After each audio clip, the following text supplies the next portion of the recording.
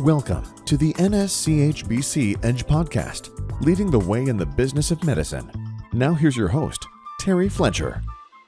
Hello, everyone, and welcome to the NSCHBC Edge Podcast. I'm your host, Terry Fletcher. The Edge Podcast is brought to you today by the National Society of Certified Healthcare Business Consultants. Our goal is to discuss healthy business principles, have conversations on the business side of medicine, so that you and your practice can be profitable and successful for years to come. This week on the Edge Podcast, I welcome fellow NSCHBC member Merikay Hunt. She's also a certified healthcare business consultant, and she's out of Cedar, North Carolina. Merikay is a nationally awarded speaker, executive coach, and provides customized training and development programs to organizations and associations throughout the United States. You may remember Merikay from our 2023 episode on staffing shortages, and we are happy to invite her back today. Merikay, welcome to the program. Oh, thank you, Terry. Happy to be here. So happy to have you. So today actually is a really good topic because there's a lot of going on at the government level and at a lot of the corporate level with like the Twitter people and now X and Amazon and just everybody trying to get everybody back to work in person versus the virtual or remote option. And we've all been I'm going to use the word spoiled with what happened since COVID, being able to, really work remotely. And, we kind of get used to it. And we're here to really talk about what is the better option as far as a remote or in-person worker. And, we have to also look at it, corporate versus healthcare. And I appreciate you wanting to bring up that difference. So I'm going to just get it started with a couple of maybe some questions and love to get your feedback. Okay, sounds great. So when comparing corporate and healthcare sectors, I know that some people think that corporate roles, because a lot of them are, I don't want to say just accounting or things you can do at a desk, they feel that being in a digital platform is fine. But what I find a lot of times is that there are ways to and I say this not trying to point fingers, but I just say this as experience on what I have found. And there's a lot of faux workers, F-A-U-X, where there's even this new thing where you can make your mouse shake if you want to. And so I do see that, really people don't want to be micromanaged, but sometimes they're getting away with some stuff, doing their laundry and walking their dogs before they even start work. And then all of a sudden the time gets away. So let's start with corporate. What are you finding? Well, it's interesting because just like you said with the word faux, F-A-U-X, we have to look at the individual, right? We have a majority of people, I believe, that are trustworthy, that have a high work ethic, that have that autonomy. They don't need to be micromanaged. And they are actually more productive when they are working from home. In fact, I wanted to do a little bit of research to see the overlap between the benefits in corporate and also the ones in healthcare. And, according to one study, it said that 40% of employers are supporting hybrid work in 2024. And part of that is because, oftentimes people are more productive because they've got better work-life integration. Health improves oftentimes because they're less stressed from commuting. There can be, less distractions when we work remote. Also, look in the environmental impact. Think about, and I don't know how many times you've worked in an office where people come unexpectedly to your doorway, or they call you, or you're getting, a million emails.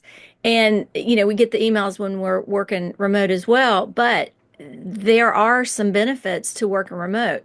And it's interesting because it also depends on your position, right? So I have a colleague I've known for 20 years.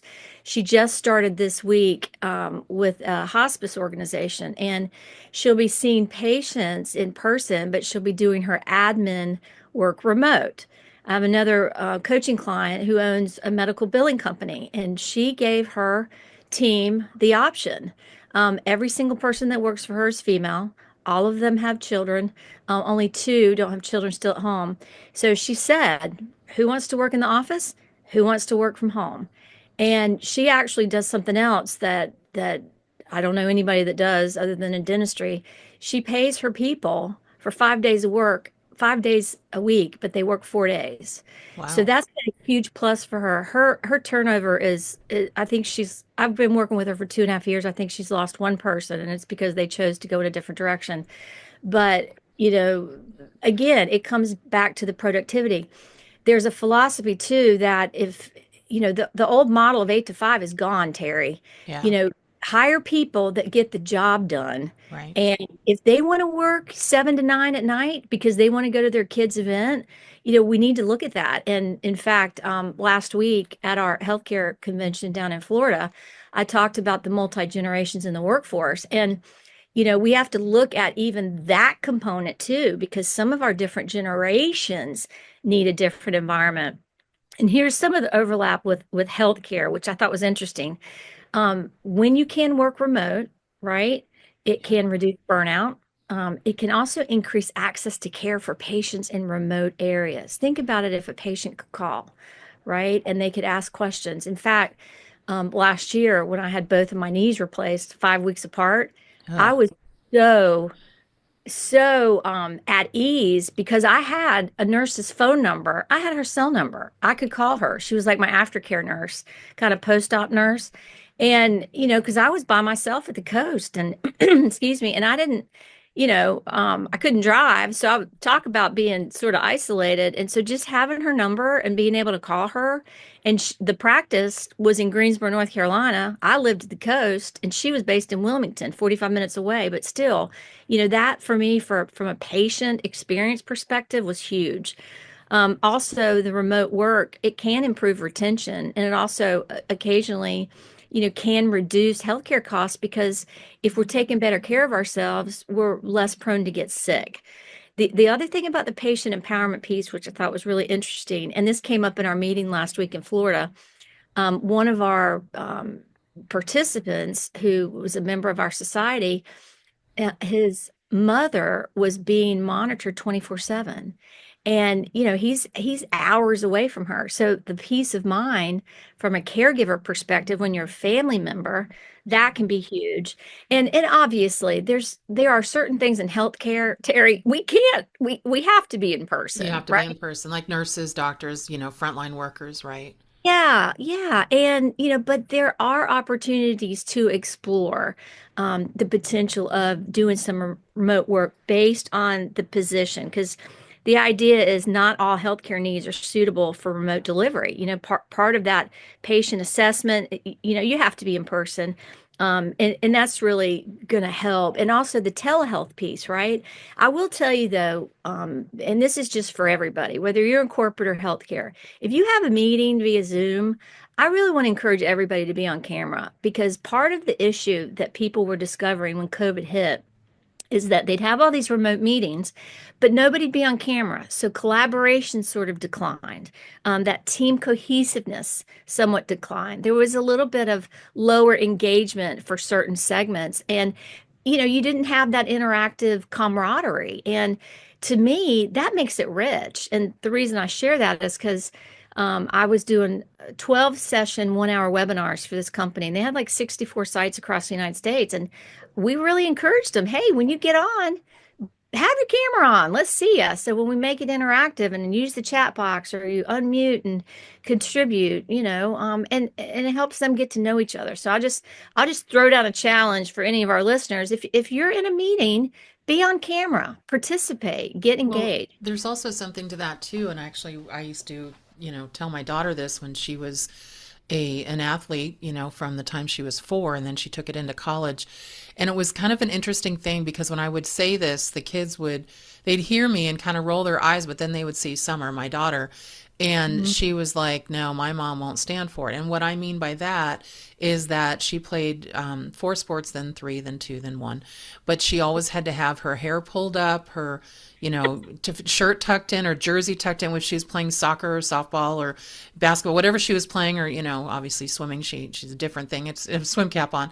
But it was interesting because I remember because she went into college with softball, and I'd see these girls that looked like they just rolled out of bed. Their uniform was, wrinkled. They didn't have their hair pulled back. And I'm like, this is not a sleepover. So in Yeah. what you were saying, and I'd say that all the time, and finally I was managing a team and I'm like, okay, you don't get to play unless you look like you're ready to show up. So in what you were Sure. saying, as far as being on camera, one of the things I have noticed, and you and I both do a lot of virtual meetings, is that people do say, well, I don't really want to be on camera because I don't have my makeup on today, or I don't have this, whatever. Mhm. It's important that if you are going to work virtual, and I don't know if you agree or disagree, that you Mhm. come ready to work like you would if you were going in person.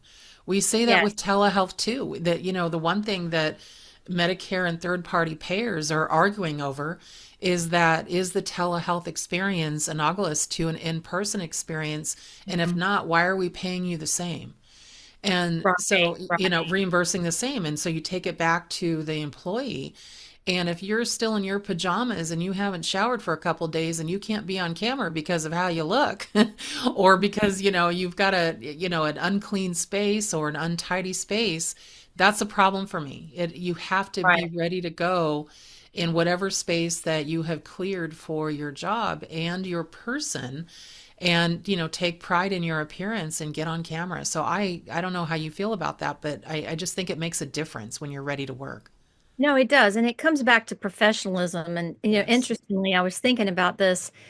Oh, it was probably 15 years ago when I was working for Dale Carnegie Training. I would take 2 months in the summer and I would work from the coast and put my kids in day camp because a lot of my, you know, sales phone calls, we didn't do a lot of classes in the summer.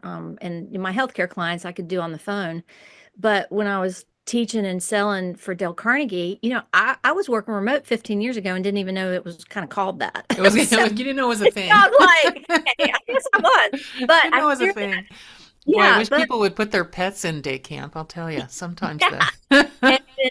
Amen. I'm with you on that because it's distracting to hear the dogs bark. But it is. but the thing about it is, I think that's important, and for those of us who have worked from home off and on for years, when I start my day, Terry, I mean, I'm dressed like I'm going to a meeting. Yeah, me I too. mean, I might have flip-flops on or Tevas, but I'm gonna put my makeup on. I'm gonna do my hair. I'm gonna put nice clothes on because when you look at from a internal motivation perspective, you once you sit in that seat, you're on. You're in business mode. And there's some evidence towards the mindset, and if you're just in a sweatshirt and your hair's up, and some people can get by with that in IT. I don't know why, but they seem to be able to do that. But for me personally, I'm rolling. And I mean, I typically have one or two Zooms a day. So and it just helps my motivation, it helps my inspiration, my professionalism. But I want to come back to there's some values in working remote, and these are things internally in people that help them be successful. If they have this level of excellence, this bar that they hold themselves to, they're going to know if they're going to get their get to do's done and accomplished, right? There's this ability to care not only for the work, but for themselves and others. They take ownership, right? And when I was speaking with somebody a couple of weeks ago, they were trying to tweak their schedule, and same thing. It's like she wanted to have more in-person meetings, but the way their work culture was designed, it was going to have to be more on Zoom. So, just leaning into that and knowing it, but make it the best. I just wanted to add hard work, and having confidence. These are some values of being able to really execute if you're working virtually. Right. And you might, one of the things that I have found very helpful when, I help any of my clients, which I'm not an employee, I'm not an employment agency, but sometimes they're like, hey, we need you to help vet. I'm like, Mhm. okay. One thing that I've noticed is helpful to see if somebody actually can work independently remotely. And sometimes it's really tough. Like, for example, my daughter's a high school teacher. She's like, I'm so glad I don't work remote. I need people. I need Sure. people. And, she goes, I love my kids. I love my students. She did have to do remote during COVID. And she's like, I hated it. the kids would crawl out of bed. They were just not engaged. And she's like, it was just not fun. And now I actually get to see them and, even joke with them and teach them. And I get to see them, the light bulb go off on their face. So in that respect, she definitely prefers in person.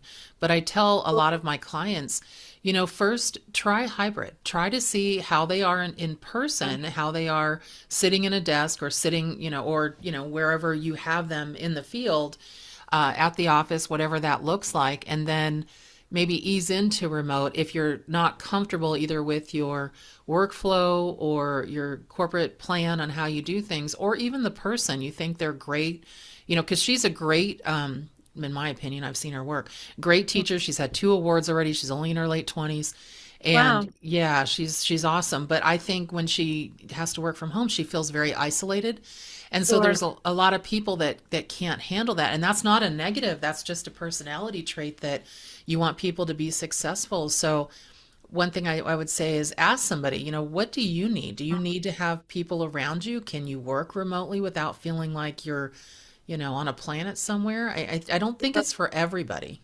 No, it's not. And it's interesting because one of the examples I shared in my speech for our healthcare group last week is because of those knee replacements. I said, you've taken an extroverted, inspirational person, and she became an isolated, depressed human. It's so, You because don't I seem wasn't, like an isolated, I know. depressed person ever. I've seen Well, Mary thank Kay in you. person, people. She's is every bit the coach she says she is. Well, what was happening though is, I'm home healing from these major surgeries and couldn't drive, couldn't really see people and took a break from client engagement. So I wasn't having any Zooms. And that's another reason why having that nurse on speed dial was such a blessing for me. I want to go back to the generations for a second, Terry, because Yeah, I like um that part of this because I think that, yeah. me being, in my probably the last half of my career, being over 55, Mhm. it's definitely been really helpful to be remote. I am 98% Absolutely. remote. Yeah. So, Well, and I love it too. In fact, transparently, I am on a sailboat in Fort McAllister, down from Savannah, Georgia. I wanted to see how this would go, and this is my first day working on you're a in a sailboat. sailboat right now?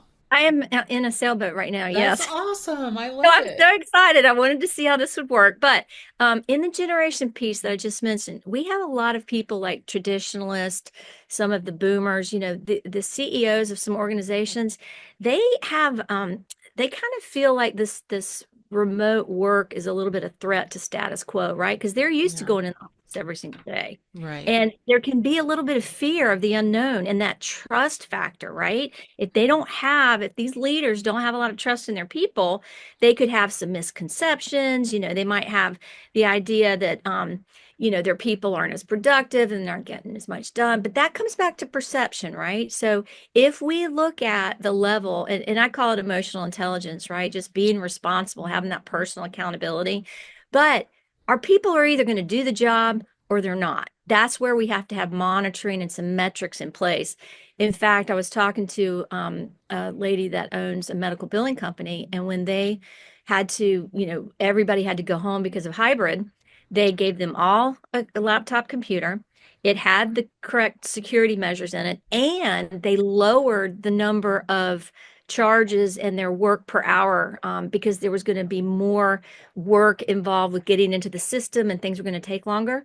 Well, when they started going back into the office, the metrics weren't changed. So Oh, the wow. productivity took a huge hit. And, here again, sometimes we're so busy day to day, we've got so much going on, we can kind of, shift and potentially we need to make some corrections if we have sort of modified the workflow for a certain, period of time. And here again, I think that's where regular monitoring and, the toggling of the mouse, I thought that was interesting because I have a good friend from high school that just retired, and I'm not going to disclose which company from, but, that on occasion happens. And It she's does. not the only person I've heard about it, but from a self-compass perspective of honesty and integrity, I would feel I couldn't do that. I couldn't do it I either. couldn't do it. Well, So but you that brought up a really good point, and this is not something I don't think you and I had in our younger years.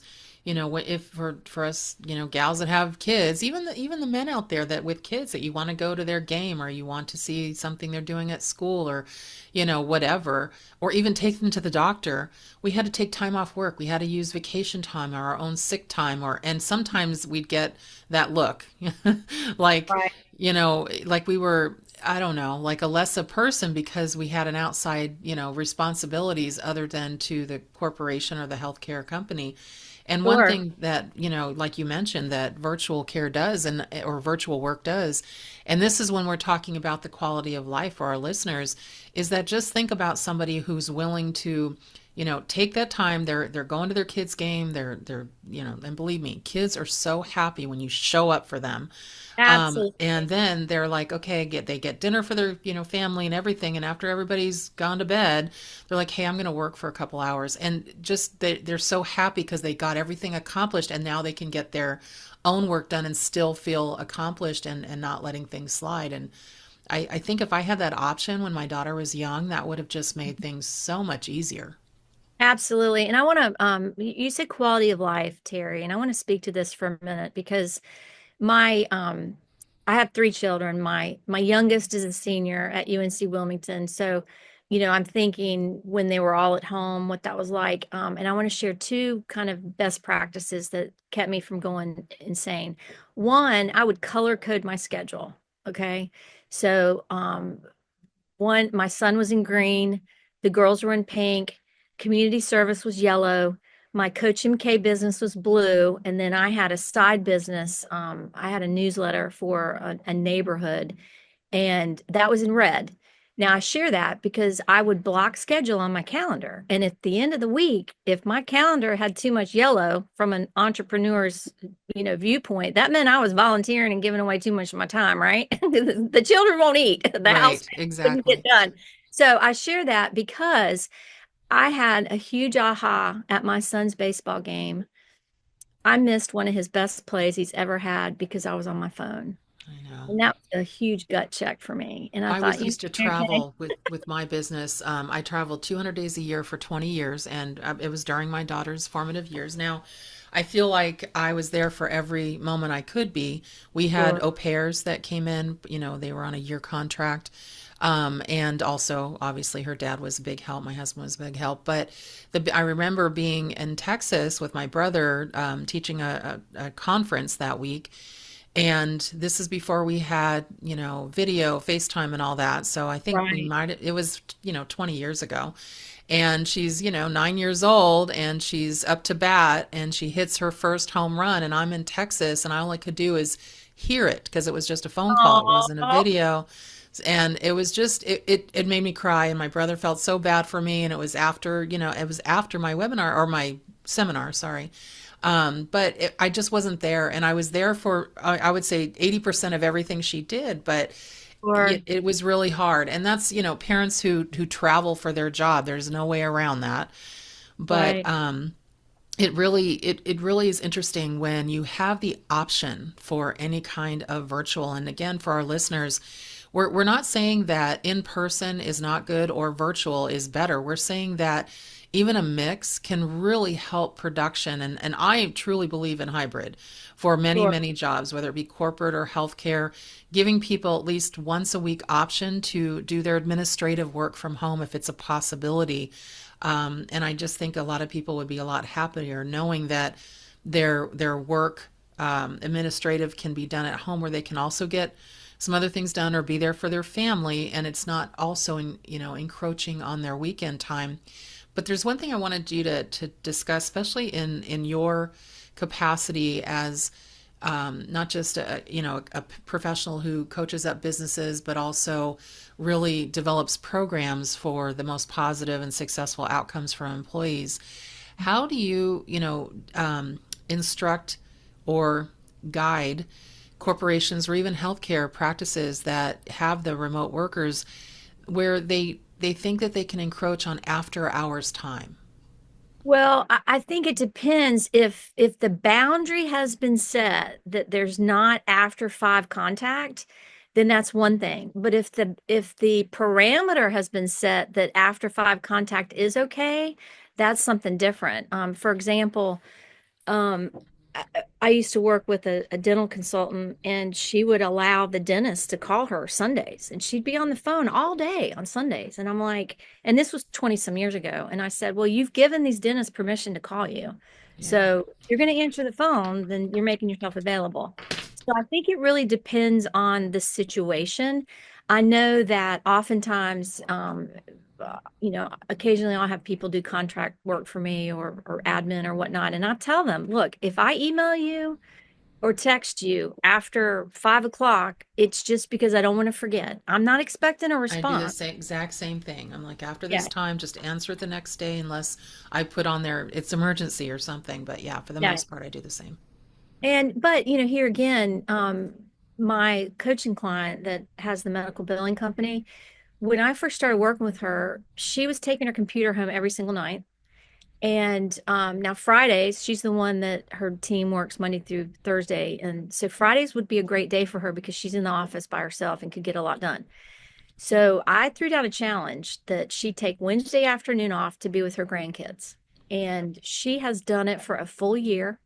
She found herself become more focused and more productive because she chooses to work from the office unless she needs to be home for whatever reason.